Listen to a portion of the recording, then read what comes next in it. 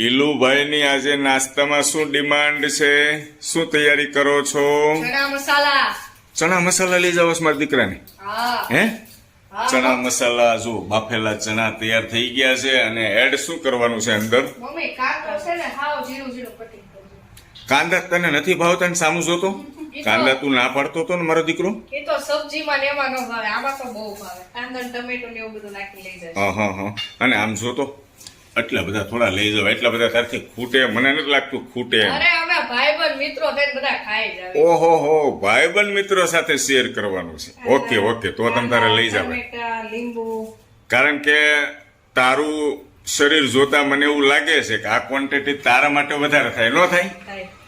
પણ ભાઈબંધ મિત્રોને બધાને ટેસ્ટ કરાવજો. હા. શું કહું છું? હા. બસ.